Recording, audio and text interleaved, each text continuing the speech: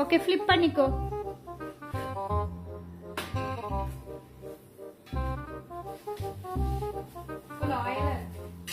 லைட்டா போடணும்.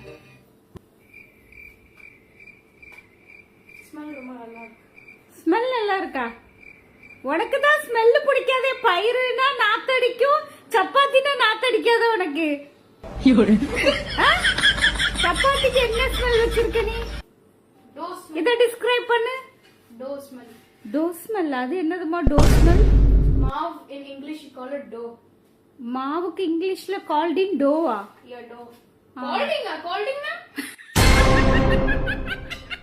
D O E-O-U-G-H. Dough. To.